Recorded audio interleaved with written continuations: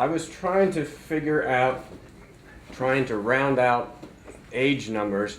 My sense is that within this room, we have about 1,000 years of lived history. Yeah.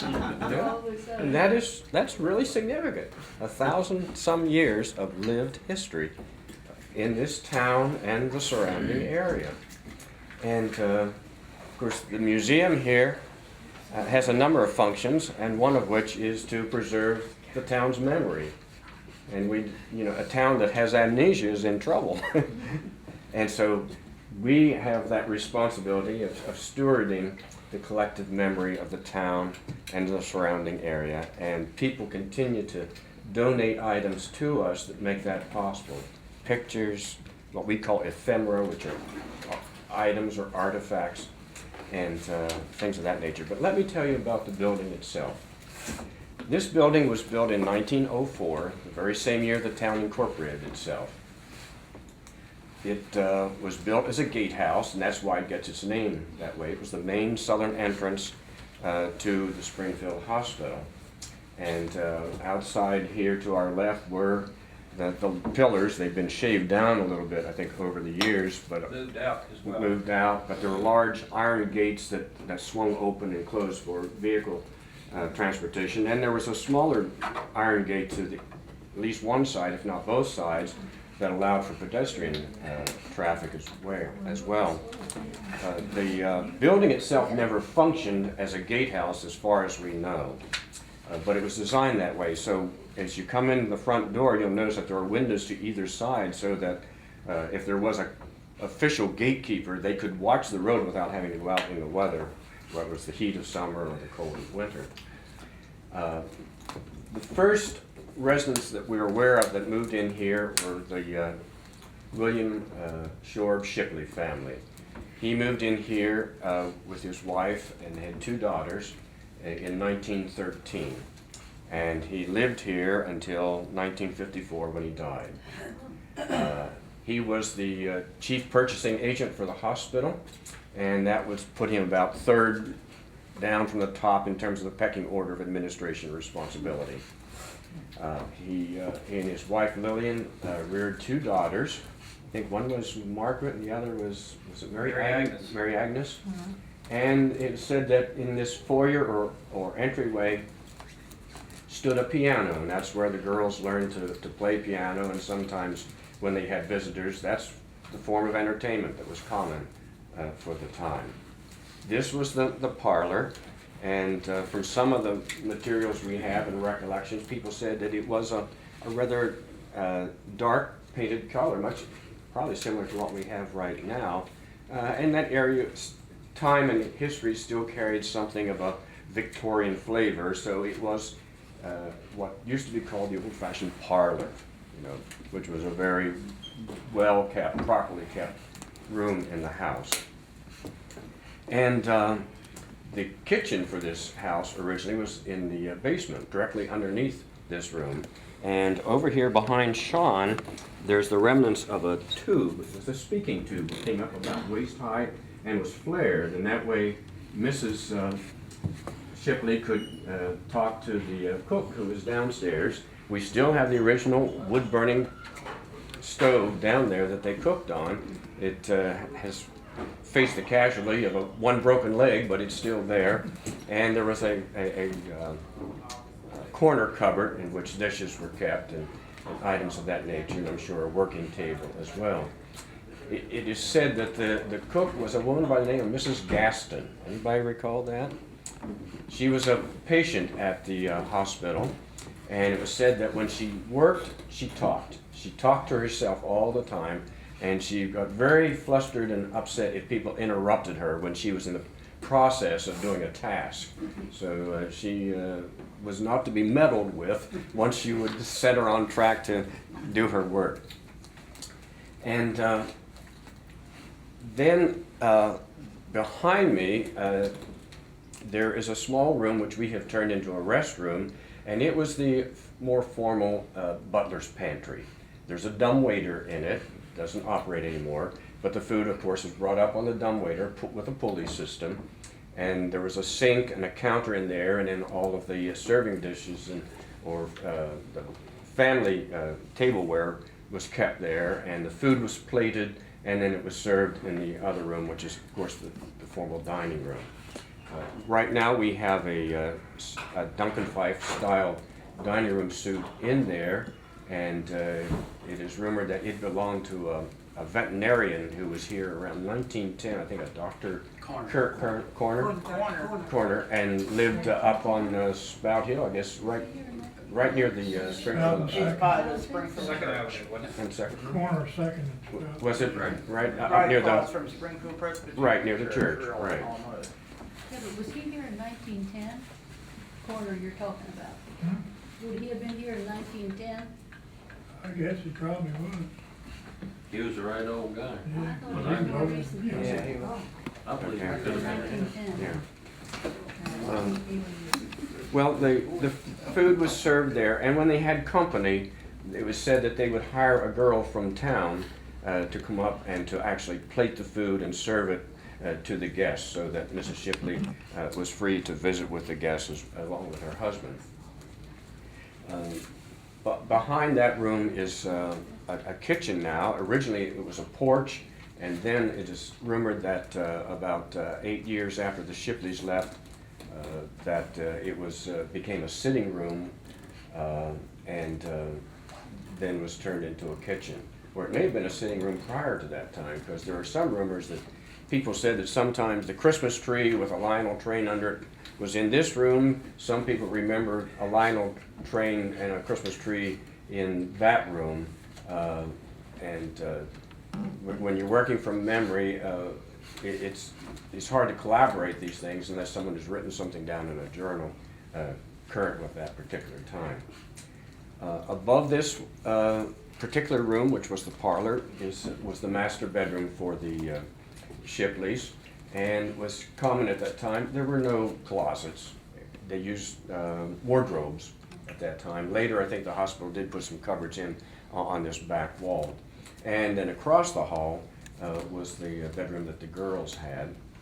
And behind that, which we use as an archive room, was where the bathroom was, and it was set a commode with probably one of these elevated tanks with a pull chain where you use gravity flow to flush it, and then there was a claw-footed tub and a large pedestal sink in that room. And then there's a third floor here too. It's a very treacherous, dangerous staircase that winds up to the third floor, and it's easy to bump your head because the ceiling gets a little low at that point. And in the third floor was a room where Mrs. Shipley kept dress forms for her sewing, and a lot of ghost stories were spun out of those experiences from cousins and people that visited. And on the other side was storage space as well. So for the period, it was actually a very functional home and a reasonably sized home as well. When the Shipleys were here and Mrs. Gaston was here, they also had a yard person who was also a patient from the hospital, and it said that at the base of the step, the cook and the yard man would sit there and talk and relax between responsibilities. So it is, to this day, the basement is very much a, quote, basement. It wasn't finished in terms of the way we finished basements and turned them into club rooms and mini theaters and things like that today. It is also said that when the Shipleys had guests, particularly children the age of their daughters, that one of the big thrills they had was at nighttime that they would go out at dusk and turn the lights on the pillars here at the gates. Otherwise, the security people from the hospital would come at about dusk and close the iron gates to vehicle traffic, and then other persons who were either work staff, support staff, doctors, nurses, maintenance people, would use the pedestrian path to walk into the hospital grounds themselves. And as most of you know, that the hospital grounds were sizable, some 3,000 or more acres, wasn't it, Howard? One time it was 3,000. wasn't it something like that? And at one time when it was at capacity in the 40s, 50s, 60s, had a large patient load of over 3,000 too, I think, something like that. 3,400. 34.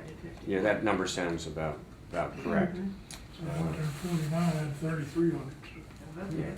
Yeah. And as hospitals go, it was pretty close to being self-sufficient in that they raised their own chickens, their own dairy cattle, their own beef cattle, their own hogs, their own crops, and They had their own electricity.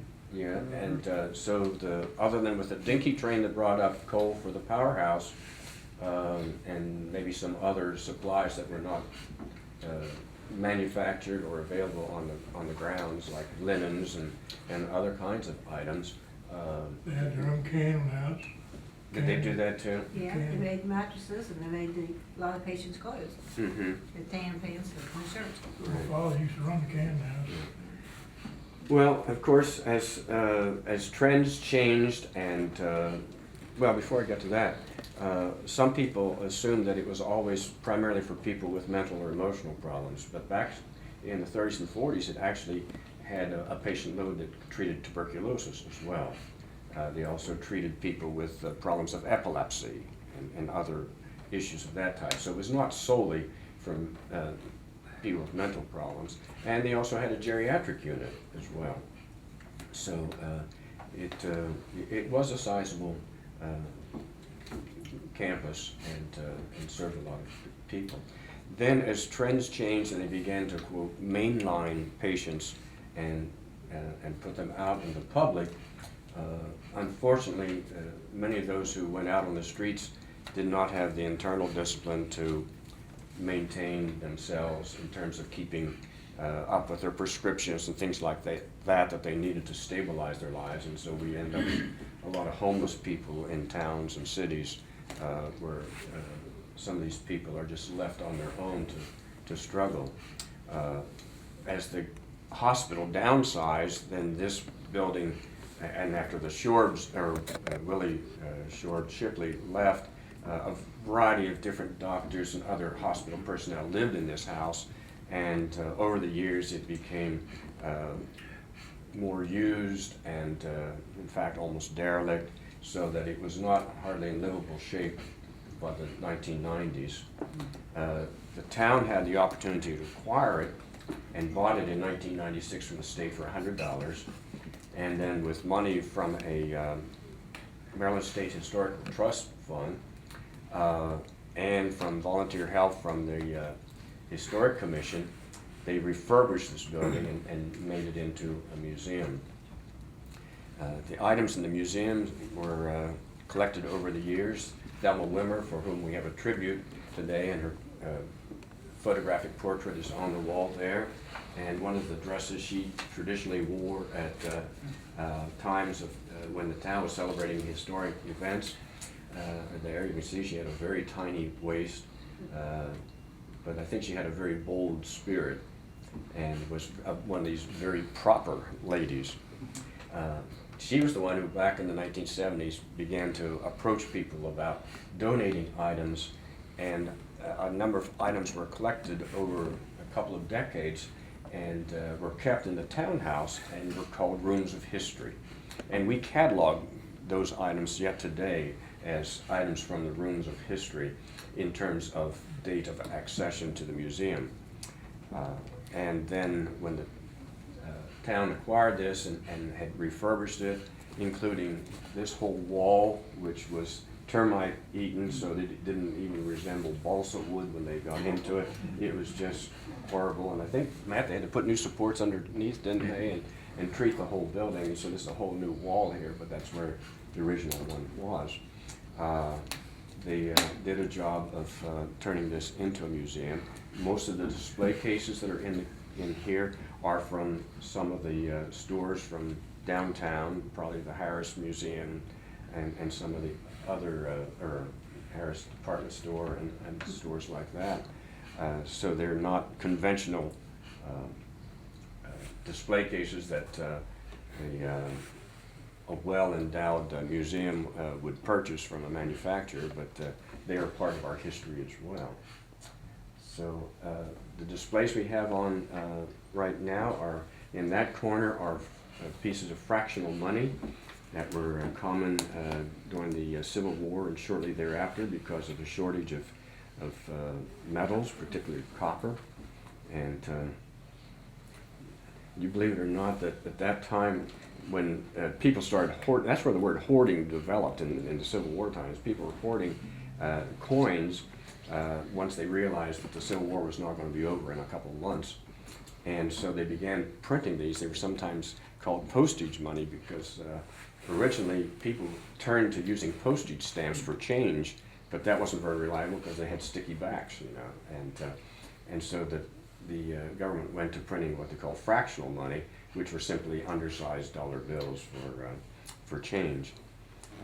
In this case, here in this corner, we have artifacts that were dug up at a home some years ago in the Marysville area, and the large items on the bottom were dug up when they moved the Norwood house this past fall, and were right across from the post office. And that area was at one time kind of a town dump, or at least Todd, and you guys probably know better than I. My understanding is it's more of a, you know, you had the lumber yard behind part of it, and More lumber company. yeah. But that house you moved was Joe Spanicki's house. That was a shoemaker's house. That was set on Main Street. Right. Yeah, I wonder. I moved up there in the early fifties. well, the two or three large items on the bottom were dug up when they excavated in order to put the footers in to reset that house when they moved it. And so those reflect probably about mid-1900s era kind of items. One's I probably. had a lot of wine bottles. But we found a French's mustard jar there, and Matt just brought that a week or two ago. And but one is they're kind of mashed, and that's probably why they were thrown away. They got damaged some way. And one was a pitcher, and one looks like it might have been a coffee pot. The other is a piece of crockery, and we're not sure whether it was a base to something or what it was, how it was quite used. In this particular case here, we try and change that at least once a year, and we like to think of this as our interactive case because we use it to tease people, particularly when we have children and teenagers here, to try and guess what items are. Some are easier to guess at than others, and then we have cheat sheets that are behind the tablets here so that they can find the answers. And one of the items on the bottom is a magic lantern, which belongs in Howard's family, was his grandfather's, I believe, wasn't it, Howard's? Yes. And so that predates slide machines and movie projectors and was a different kind of form of entertainment. This one actually was illuminated with a kerosene lamp, and the flue, we don't have enough room between the bottom and the next shelf. The flue vented the heat from the kerosene lamp, and it was a reflector that reflected light on a screen, and there's a glass, hand-painted glass slide that fits in the machine, and was used as the basis for telling stories or reciting poems or having people sing along, that kind of thing. In the other room, we have just put up in December our Jack Ruby collection that's not been up for some time, and those are Native American artifacts that Jack began finding and digging up back in the 1920s. Jack is at Fairhaven. I think he's about 96 years old right now. I stopped by the museum last fall, and so we have some of his arrowheads and spearheads, hammerheads, things like that. And he had identified over his lifetime 12 different Native American campsites that were in the Sykesville, Eldersburg, Oakland Mills area, and all of which are now covered over by development or the waters of the reservoir. He said that most of the camps were always on the east side of a stream, so that's where the sun would come up. And he has a lot of stories to tell. And he has one very interesting stone. We don't have it in his collection. He keeps that personally. He has a very nice velvet lined box, and it's kind of heart-shaped. And he said for a long time he didn't know what it was, but he thought it was something important, and visited the Smithsonian Institute at one time, and they had one similar to it, almost identical to it, on display, and it was called like a shaman's stone or a witch doctor's stone. And it was used for cutting people to bleed them, just like as in European form of doctoring. It was always felt that if someone had a disease or a fever or something, you cut them and let them bleed so that all of the poison in their system would escape. And he said the witch doctors used this very same kind of principle. So he has this very prized, heart-shaped stone that's very sharp on the edges that shamans or witch doctors use to cut people in order to let the poisons in their system escape. We also have a few pictures up from the Jones sisters, who were very local residents, three unmarried Lives right sisters. across the way over here. Yes, yes, they live right across on Springfield Avenue. And so we put up 2 or 3 of their still lifes and also a reprint of a picture of them taken by the Baltimore Sun some years ago when they still had a studio. And we have a train set that's up, and it hasn't been up for about 3 years, and George and Ann Horvath encouraged us to do that, and so with the help of some of the folks down at the Sykesville-Patapsco Railway, they helped us get ours in running condition, and Rick Gordon is one of our volunteers, and he'll be glad to turn the thing on and run it for you a little bit later if you'd like to see it running. The trains are about 70 years old or older. Brings me back to my youth. And then upstairs we have a library for doing research, and it's been amazing this past fall we've had more and more people calling us, asking us to do research. So we have some pending projects. Somebody had called, and one of the Sykesville High School classes is having a reunion next year, and they wanted a history of the high school. So we're trying to develop or try and find a history of the high school, which we don't have. We have a lot of their memory books or yearbooks, but we don't have a written history about the school itself.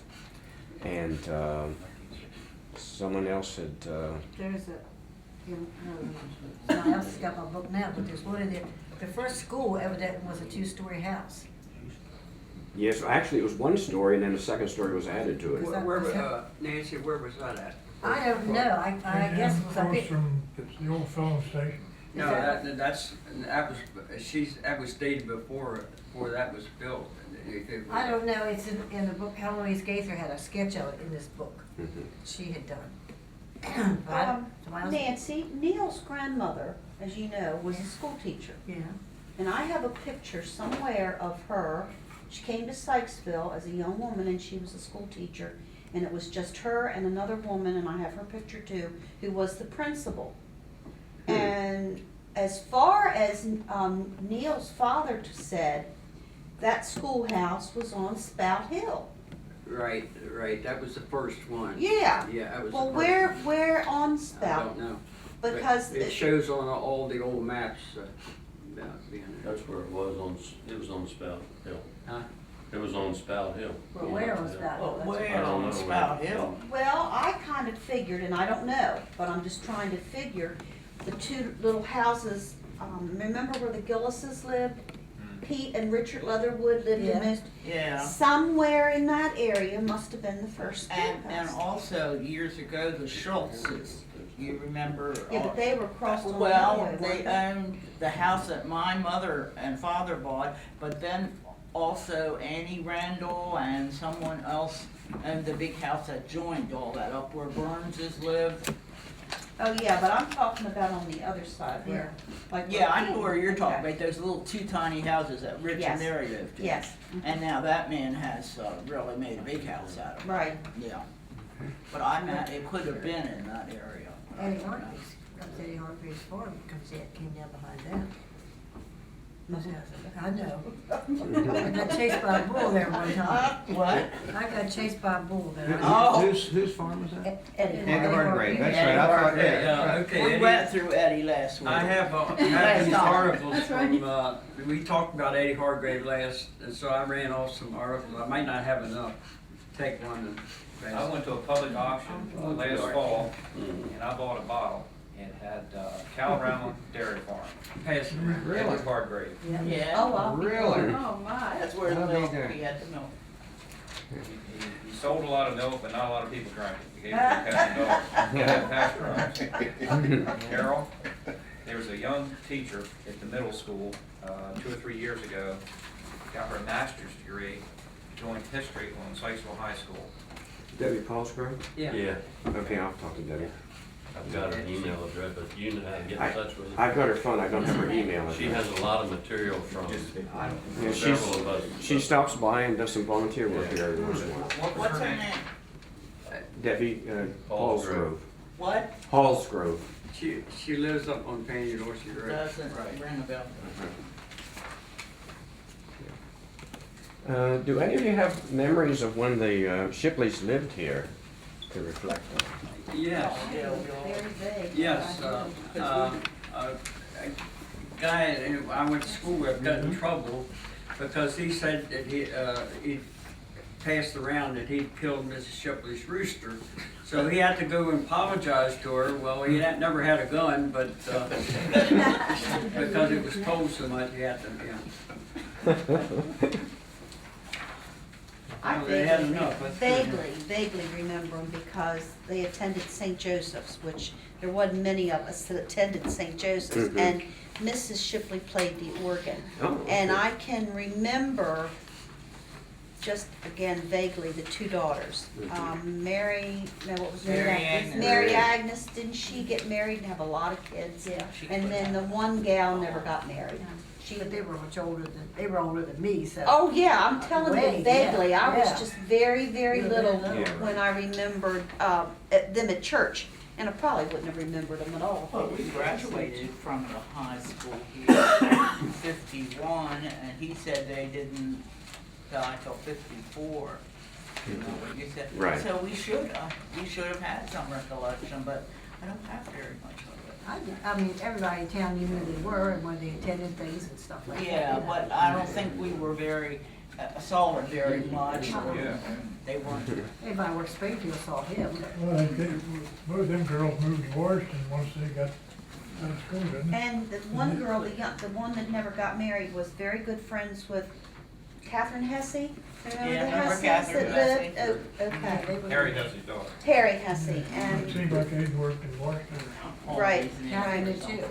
yes. But that's all I remember. Something else I want to say, back where they moved that house from for across from the post office, the first thing that was there was a lumber yard owned by this man's grandfather. A.F. Arrington owned the lumber yard. It was quite a good sized lumber yard. Or before the Morrow Company, is that Huh? what you're saying? Now, this goes back to 1910. Oh, That Maryland Milling yeah, had. well, no, that's before mine. See that? Maryland Million Supply Company. Yeah. That Maryland Millen took over where Wade Warfield owned. Right, that's right. There was two different lumber companies and all. And, of course, Wade Warfield, they sold coal and what. Francis Dixon and Kids, Maryland Milling. Frank Barnes. Remember Frank Barnes? Oh, yeah. Frank Barnes, here. Beside Celia's Brown's house, right? Yeah. Down when you got under your dad's. Yeah. Had one daughter, Pat. Well, what made the house that you moved so significant? Todd Brown never slept there? Bill Clinton? I mean, why did we save it? I don't, it just looks like we moved in an old house and we still got an old house. Right. I'm Well, I'm actually, gonna sleep there though. I think it talk was to very you. nice since I was down there, I was very. No, I think from our surprised. perspective, we thought it was a perfectly good building that could function again. Oh, okay. And rather than tear it, I think if we had not received the grant money, I think you probably would have saw that building get torn down. But when we applied for the grant to restore the building, it made it economically very feasible for But us. you moved the post office box. Oh, no, it actually, you mentioned the story, that's actually in the works. A month ago, we went to we notified the post office, a request that we wanted to relocate it, and the post office is still considering it. This is probably. They were the wrong expediting meeting. it. Don't take your stuff away down. So hopefully we'll hear from, but anyway, but that was, we just felt like we looked at the building, we looked at its structure, and it needed some work, but we felt like it was a perfectly good building that could function again, and we had a location for it, so They it just seemed saved to make because I sense. lived in it one time.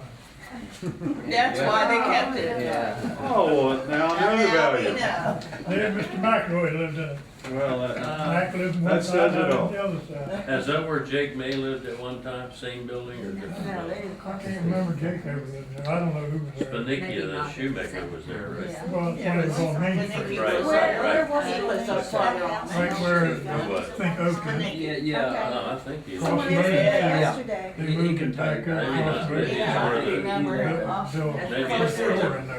concrete block. Was that an argument going on? Harold, I Yes, think Todd. you're right. I saw in the Carroll County Times, I believe it was, that the Gatehouse was a beneficiary of some prints. Right, from a artist. Actually, the town is, The yeah. town was. Yeah, the town was. Town, not the Gatehouse. No, it wasn't For sale. specified, it was For just given sale, to. to get money from the town, to sell them, Yeah. get money Right. from the town. Yeah, some of you remember it was Pat, some of you probably remember Pat Suter. Yeah. It was on- Pat Winston? It was Yeah, Pat, Winston. she was Pat Yes. Winston at one time. That's how I That's how we Oh, knew it. yeah, That's Pat where Winston. Huck I had to go let someone in. Well, you had mentioned something about Norwood Avenue being Main Street. Was that ever confirmed or not? 'Cause I've I heard that don't, as I've well. never seen it anywhere, because on this map, it wasn't even, it's 1862, it wasn't in existence, but, because it don't show anything. The main road was Spout Hill up to Springfield Avenue wasn't there, that was in the 1880s when that was